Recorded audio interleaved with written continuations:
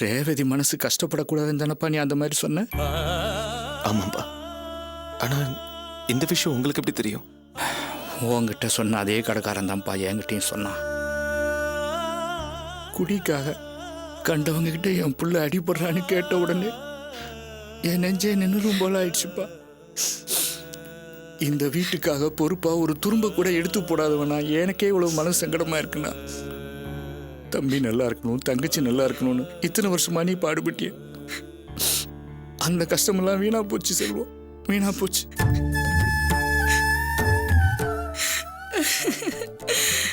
என் பிள்ளைக்கு இப்படி ஒரு நிலைமை. ஐயோ, நான் என்ன பண்ணுவேன்? எவ்வளோ கஷ்டமான நிலைமையிலையும் நான் அவனை ராஜா மாதிரி தானே வளர்த்தேன். இன்னைக்கு திருடுற அளவுக்கு போயிட்டானே. இப்படி ரோட்ல போற வரவங்க கிட்ட எல்லாம் அடி வாங்கியிருக்கானே. நான் என்ன பண்ணுவேன்? யார்கிட்ட சொல்லி அழுவேன்? ஐயோ, என் பிள்ளைக்கு இப்படி ஒரு நிலைமை வரணுமா? என் பிள்ளைக்கு இப்படி ஒரு நிலைமை வரணுமா? என்ன பண்றது பாக்கியம்? எனக்கு பிறந்தவன் என்கிட்ட இருக்கிற திருட்டு புத்தி தானே அவனுக்கு வரும். நான் தான் குடிச்சு குடிச்சு நாசமா போயிட்டு என் பிள்ளை இந்த கதிக்கு ஆயிட்டானம்மா. செல்வம், பாத்தியா பையனுக்கு உன் தம்பியோட நிலைமைய?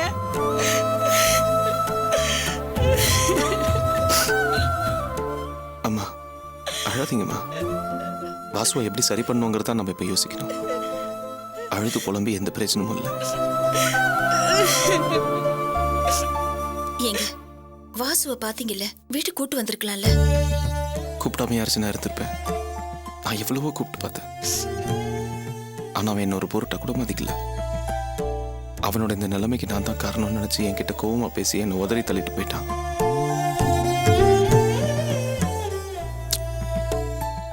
என்ன பண்றதுன்னு ஒன்றும் புரியல. குடும்பத்துல எல்லா பிரச்சனையும் தீர்ந்து இப்பதான் சந்தோஷமா இருக்குமேன்னு நினைச்சிட்டு இருந்தேன். ஆனா திடீர்னு வாசு என்ன ஒரு விரோதி மாதிரி பார்க்க ஆரம்பிச்சிட்டான். குடிகாரனா வேற ஆயிட்டான். அவன் வாழ்க்கை எப்படி வீணா போகுதுன்னு நினைக்கும் போது மனசுக்கு ரொம்ப கஷ்டமா இருக்கு.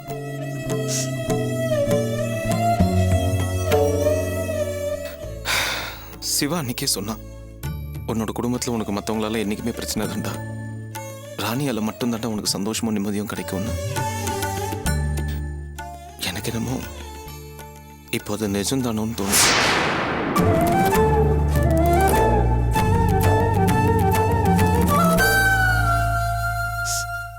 அம்மா, ராணி எங்கம்மா? உள்ளதான்ப்பா படிச்சுட்டு இருந்தா. இங்க இவ்ளோ பிரச்சனை நடக்குது, சத்தத்தையே காணோம். 2 பேர் மனசுல லவ் இருக்கு. 2 பேராலையும் ஒருத்தர் இல்லாம ஒருத்தர் வாழ முடியாது. சரி ராணி, நீ பயப்படாத. நான் இதுக்கு ஒரு முடிவு கட்டுறேன். என்ன பண்ணுவான் இவன்? இவனால என்ன பண்ண முடியும்?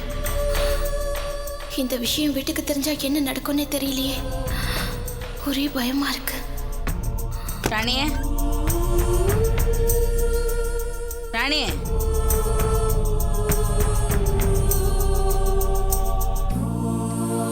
ராணியே, இந்தடி ராணியே, ராணியே.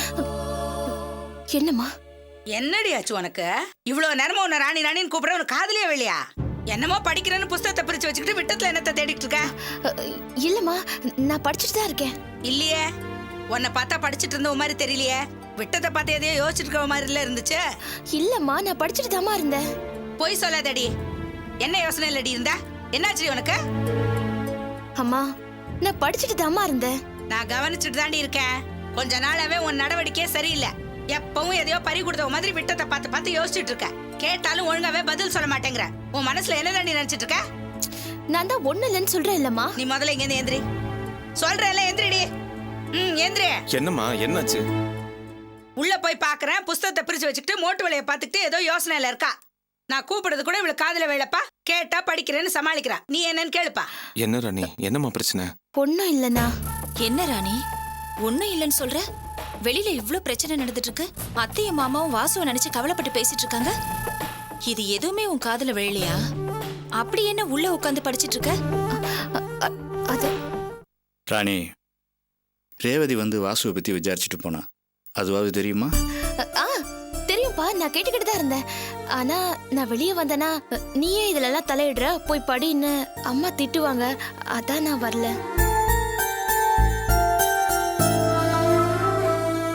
இல்லப்பா, இவ சொல்றதுல எனக்கு நம்பிக்கையே இல்ல. எனக்கு என்னமோ பயமா இருக்கு செல்வம். இவ ஒருத்தியால தான் உனக்கு நிம்மதியும் சந்தோஷமும் கிடைக்கும்னு நீ சொல்லி வாய மூடல. ஆனா இவளால தான் ஏதாவது பிரச்சனை வருமோன்னு எனக்கு பயமா இருக்குப்பா. மா நீங்க ஏமா தேவலாமா பயப்படுறீங்க? இல்லப்பா, எனக்கு என்னமோ குழப்பமா தான் இருக்கு.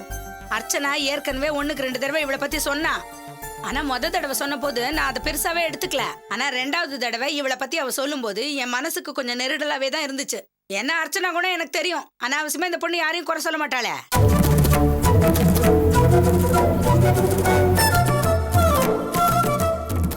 இத பாருடி, அந்த மாதிரி ஏதாவது இருந்துச்சுன்னா இப்பவே சொல்லி தொலை.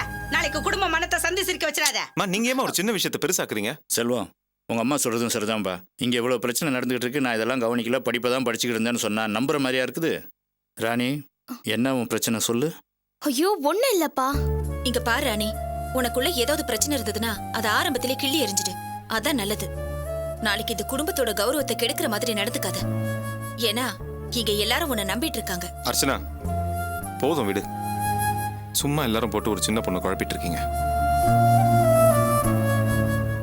இதை பாருமா ராணி, நீ என்னோட தங்கச்சி. எனக்கு உன் மேல நம்பிக்கை இருக்கு. இவங்களாம் தான் தேவையில்லாம உன் மேல சந்தேகப்பட்டு இருக்காங்க. நீ தைரியமா சொல்லுமா, என் அண்ணனோட நம்பிக்கையை கெடுக்கிற மாதிரியோ இல்லை இந்த குடும்பத்தோட கௌரவம் பாதிக்கப்படுற மாதிரியோ நான் எந்த காரியத்தையும் செய்ய மாட்டேன்னு. அப்போ அது இவங்களுக்குலாம் உன் மேல நம்பிக்கை வருதான்னு பார்ப்போம்.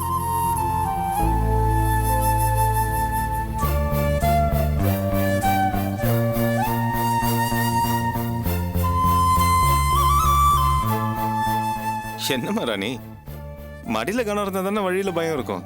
தைரியமா சொல்லு. நான் சொன்னதை அடிச்சு சத்தியம் பண்ணி சொல்லு.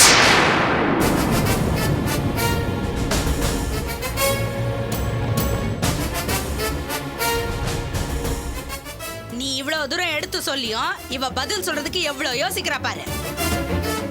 இதனாலதான் எனக்கு இவ மேல சந்தேகமாவே இருக்கு. அதெல்லாம் ஒண்ணும் இல்ல, நீங்க பேசாம இருங்க. நீ சொல்லுமா. அண்ணா என் மேல வச்சிருக்க நம்பிக்கை கெடுற மாதிரியோ இல்ல இந்த குடும்ப கௌரவம் பாதிக்கப்படுற மாதிரியோ நான் எதுவும் செய்ய மாட்டேன். என்ன நம்புங்கம்மா.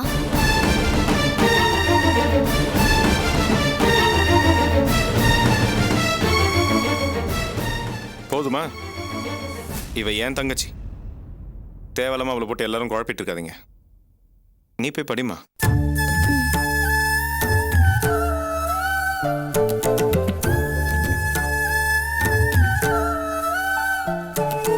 இந்தடி இங்க வா. அவங்க எல்லாரும் போயிட்டாங்க, இப்ப நான் மட்டும்தான் இருக்கேன்.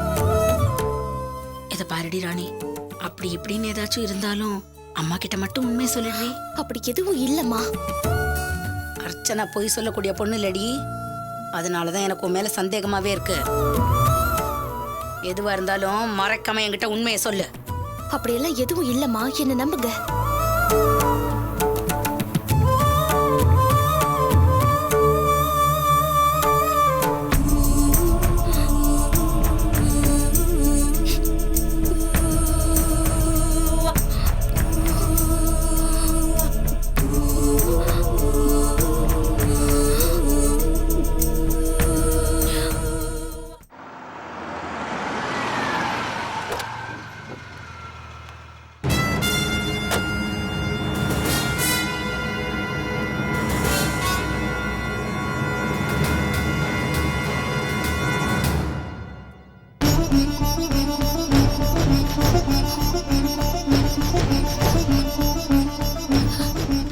அம்மா,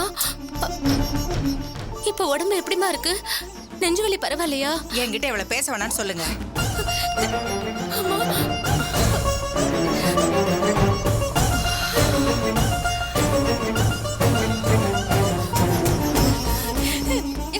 அம்மா, அம்மா என்ன மன்னிக்க மாட்டீங்களாமா? அம்மா என் கூட பேச மாட்டீங்களா? என் மூஞ்சிலே முழிக்க வேண்டாம்னு சொல்றேன். அப்புறம் எதுக்குங்க நீல கண்ணீர் வடிச்சுக்கிட்டு என் முன்னாடி வந்து நிக்கிறா? போ சொல்லுங்க அவள அந்த பக்கம். அம்மா என்ன மன்னிச்சிருமா.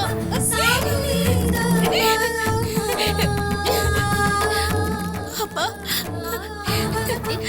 அம்மா அம்மாவை என்ன மன்னிக்க சொல்லுங்கப்பா. அம்மாவை என்கிட்ட பேச சொல்லுங்கப்பா. அப்பா ப்ளீஸ். மன்னிக்க கூடிய தப்பியா நீ பண்ணிருக்க? பெத்த கடனுக்கு நீ இந்த வீட்ல இருக்கலாம், அவ்வளவுதான். மறுபடியும் மறுபடியும் என்கிட்ட பேசி என் கோபத்தை அதிகப்படுத்தாத. சிவகாமி அக்கா,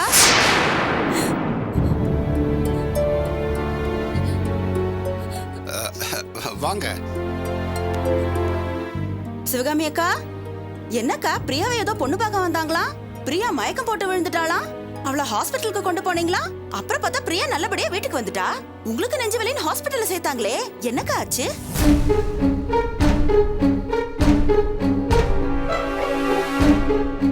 அவளுக்கு பித்தம் அதிகமாயி வாந்தி எடுத்தா. எனக்கு நெஞ்சு வலி நிக்கவே இல்ல, அதனாலதான் ஆஸ்பத்திரியில இருந்துட்டு வந்தேன். அதே எப்படிக்கா? வீட்ல நல்லா இருந்தீங்க, பிரியா வாந்தி எடுத்து ஆஸ்பத்திரி கூட்டிட்டு போன உடனே உங்களுக்கு நெஞ்சு வலி வந்துருச்சு. ஏக்கா, வீட்ல ஏதாவது பிரச்சனையா? இப்ப என்ன எல்லாம் தெரிஞ்சிட்டு வந்து கேக்குறீங்களா, இல்ல தெரிஞ்சுக்கிறதுக்காக கேக்குறீங்களா? இப்ப நாங்க என்ன கேட்டுட்டோன்னு இவ்வளவு கோவப்படுறீங்க? பின்ன என்ன, எங்களை வந்து விசாரிங்கன்னு நாங்க வந்து உங்களை கூப்பிட்டோமா? அடுத்த வீட்டுல என்ன நடக்குது ஏது நடக்குதுங்கிறத மோப்பம் முடிக்கிறதே உங்களுக்கு எல்லாம் வேலையா போச்சுல்ல? என்னடி இது, ஹாஸ்பிட்டல்ல இருந்து வந்த பொம்பளைய பார்த்து ஆறுதலா ஒரு 4 வார்த்தை பேசலான்னு பார்த்தா இப்படி எரிஞ்சு விழுது. அதானே, அக்கம் பக்கத்துல குடி இருக்கிறவங்களுக்கு ஒருத்தருக்கு ஏதாவது ஒண்ணுன்னா வந்து பாக்குறது சகஜம் தானே. அதுக்கே இப்படி கோவப்படுறீங்க? என்ன சிவகாமி, வந்தவங்க கிட்ட இப்படியா நடந்துக்கிறது? பின்ன என்னங்க, இல்லாத விஷயத்துக்கு கண்ணு காது மூக்கு வச்சு பேசுறதே இவங்களுக்கெல்லாம் வேலையா போச்சு. பாத்தியாக்கா, நம்ம முன்னாடியே நம்மள இவ்வளவு கேவலமா பேசுறத? இவங்கள போய் நல விசாரிக்க கூப்பிட்டீங்களே, வாங்க போலாம். கத்திரிக்காய் முத்துனா கடத்தெருவுக்கு வராமலா போகும்? இவங்கள போய் விசாரிக்க வந்தோம் பாரு. என்ன சிவகாமி இது, நம்ம வீட்டு கோபத்தை இப்படியா அவங்க மேல காட்டுறது? உங்களுக்கு தெரியாதுங்க, அக்கா அம்மான்னு எனக்கு மரியாதை கொடுத்து பேசினவளுங்களா எப்படி வாய்க்கு வந்தபடி எல்லாம் பேசி போறாளுங்க, பாத்தீங்களா இல்லையா? இதெல்லாம் யாராலுங்க? எல்லாம் இவளால தானே. இவளை உயிரோடவே விடக்கூடாது, விட்டா நமக்கு தான் அசிங்கம். வெட்டி போட்டு முதல்ல அடிக்கிறத நிறுத்து. இவளை அடிக்கிறதுனாலயோ திட்டுறதுனாலயோ கோவப்படுறதுனாலயோ இவ பண்ண தப்பு இல்லைன்னு ஆயிட போதா? முதல்ல நீ கோவப்படுறத நிறுத்துற. இவ பண்ண காரியத்துக்கு கோவப்படாம கொஞ்சம் சொல்றீங்களா? இத பாரு, நடந்ததை பத்தி பேசி இனிமே எந்த பிரயோஜனமும் கிடையாது. நடக்க வேண்டியதை பத்தி தான் யோசிக்கணும். இதுல யோசிக்கிறதுக்கு என்னப்பா இருக்கு? காதும் காதும் வச்சு மாதிரி யாருக்கும் தெரியாம ஒரு ஹாஸ்பிட்டல் கூட்டிட்டு போய் களைச்சிட்டு யாரோ ஒரு மாப்பிள்ளைய பார்த்து கல்யாணம் பண்ணி வச்சு தலை முழுக வேண்டியதுதான்.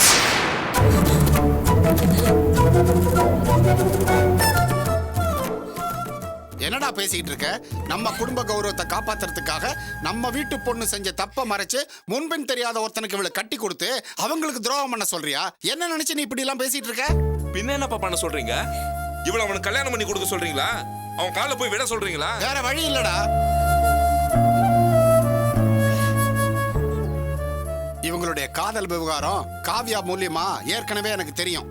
என்னதான் காவியா அந்த தினா மாறிட்டான் நல்லவனாயிட்டான்னு சொன்னாலும் அவனை நம்பி இவளுக்கு அவளை கட்டி கொடுக்க முடியாதுங்கிற ஒரே காரணத்துக்காக தான் அவசர அவசரமா மாப்பிள்ளை வீட்டுக்காரங்களை வீட்டுக்கு வர சொன்னேன்.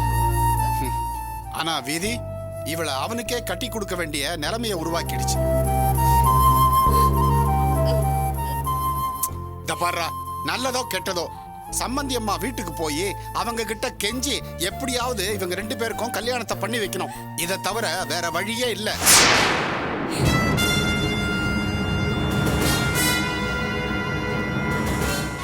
என்னால முடியாதுப்பா. நான் உங்க வீட்டு வாசப்படி ஏறவும் மாட்டேன், அவங்க கிட்ட சம்பந்தம் பேசவும் மாட்டேன்.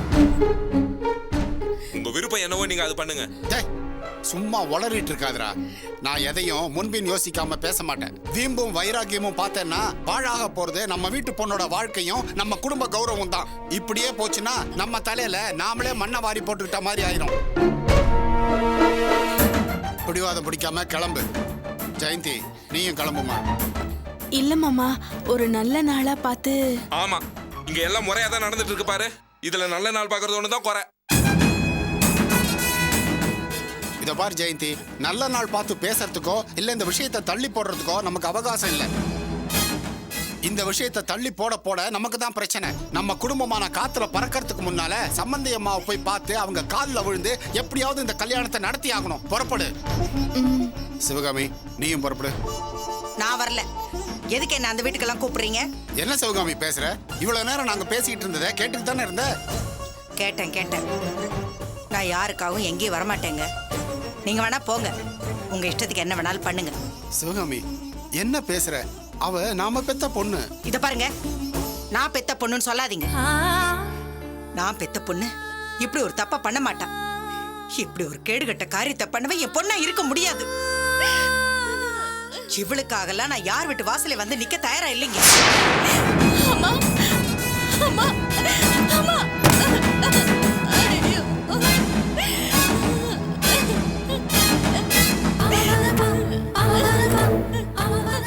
சரி, நீ வாடா, நாம போலாம்.